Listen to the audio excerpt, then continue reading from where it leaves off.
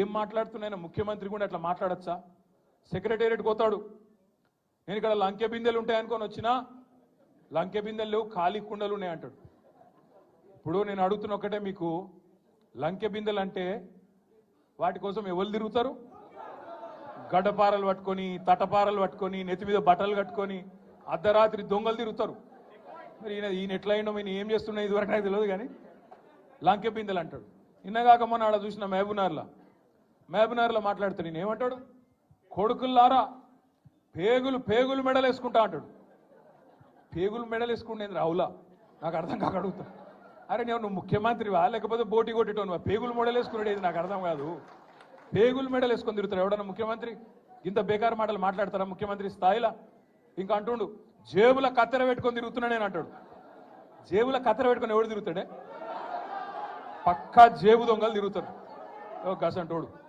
అయ్యా రేవంత్ రెడ్డి గారు, జేబుల కత్తెర జర పైలం అటు ఇటు అయితే డేంజర్ ఉంటుంది సుమా, చాలా డేంజర్, జాగ్రత్తగా పెట్టుకోండి. ఎందుకంటున్నా అంటే గీన మన కర్మ, మన ముఖ్యమంత్రి జేబుల కత్తెర పెట్టుకొని తిరుగుతా, మెడల పేగులు వేసుకుంటా, లంకె బిందెలు పెట్టుకొని గీవిడ అవే మన ముఖ్యమంత్రి.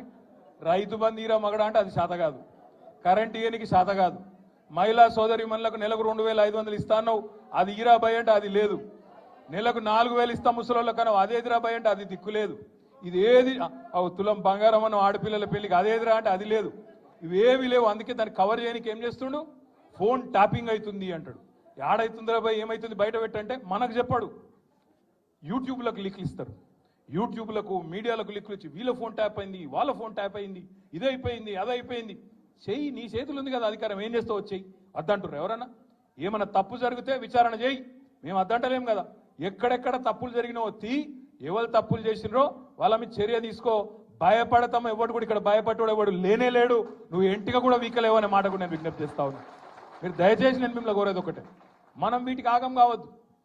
ఈ 100 రోజులల్లా అస్సలు పనిచేసే తెలివేమో లేదు, కరెంట్ ఇచ్చే ముఖం లేదు, మంచిళ్ళు ఇచ్చే ముఖం లేదు, రైతు బంద్ చేసే ముఖం కాదు, రైతులు చస్తుంటే రైతుల పొలాలు ఎండుతుంటే ఆడ పోయే తెలివి లేదు.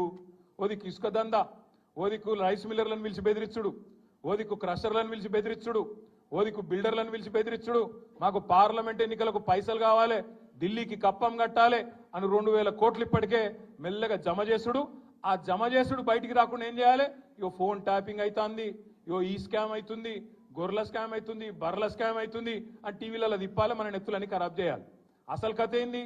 కిందనేమో ఇసుక స్కామ్లో ఒక మంత్రి దొరుకుతాడు, ఇంకో దగ్గర రైస్ మిల్లర్లు ఇంకో మంత్రి బెదిరిస్తాడు, ఇంకో దగ్గర క్రషర్ల మీద దాడులు చేసుకుంటా అక్కడ పైసలు వసూలు చేస్తారు, ఇక్కడ బిల్డర్ల మీద దాడులు చేసుకుంటా ఇక్కడ పైసలు వసూలు చేస్తారు.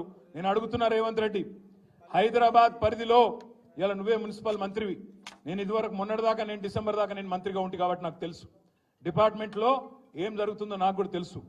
ఇవాళ నేను అడుగుతున్నా, గత 3 నెలలుగా హైదరాబాద్లో బిల్డింగ్ పర్మిషన్లు ఎందుకు వస్తలేవు? ఏ కారణం చేత బంద్ పెట్టినావు? బిల్డర్లను పిలిచి బెదిరించి మీరు పైసలు కడితేనే పర్మిషన్ ఇస్తా అంటున్న మాట వాస్తవం కాదా? ఢిల్లీకి 2500 కోట్లు నువ్వు సామంతరాజు కాబట్టి ఢిల్లీకి కప్పం కట్టాలి కాబట్టి ఇవాళ అక్కడ 2500 కోట్లు జమ చేసి కట్టిన మాట వాస్తవం కాదా? ఇవి దోపిడి సొమ్ము కాదా? ఇలా నువ్వు మాట్లాడతావు ఈ తప్పు జరిగింది ఆ తప్పు జరిగింది అని బోగస్ ముచ్చట్లు, కేసీఆర్ని తిట్టుడు, అడ్డమైన ఛానళ్లలో ప్రచారాలు చేసుడు, పబ్లిక్ దిమాక్ అంతా ఫిరాయించిపోయేటట్టు అడ్డమైన మాటలు మాట్లాడు, అసలు మాటలు మాట్లాడు. ఈ మధ్యలో మీరు తెలుసు హైదరాబాద్లో ఏం జరిగిందో పద్మారావు గారికి కూడా మన కేసీఆర్ గారు చెప్పినారు, గోపి గారు కూడా చెప్పినారు. హైదరాబాద్లో మనం ఉన్నప్పుడు 20,000 లీటర్లకు ఫ్రీ నీళ్ల కోసం 11.5 లక్షల మందికి దగ్గర 11.5 లక్షల కుటుంబాలకు 20,000 లీటర్లకు ఫ్రీ నీళ్లు ఇచ్చినాం.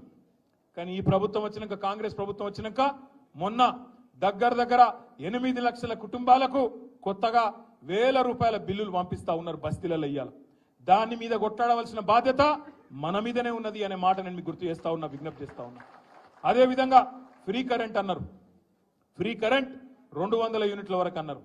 మరి ఈరోజు ఏమైతుంది? ఇళ్లల్లా కిరాయినోళ్ళకేమో వర్తించది, ఓనర్కు మాత్రమే ఇస్తాం అని చెప్పి ఇలా కిరాయినోళ్లకు ఇయ్యకుండా అందరికి ఇస్తామని మొదలు చెప్పిండ్రు. మొదలేమో అందరికి అన్ని ఫ్రీ అన్నారు, ఇప్పుడేమో కొందరికే కొన్ని ఫ్రీ అంటాను. రేషన్ కార్డు అని కట్టింగు, ఇంకోటని కట్టింగు పెట్టి కటింగులు చేసే ప్రయత్నం చేస్తున్నారు. దీని మీద కూడా అడ్డుకోవాల్సిన బాధ్యత, పోరాడవలసిన బాధ్యత, ప్రజలకు చెప్పవలసిన బాధ్యత మన మీదనే ఉన్నది.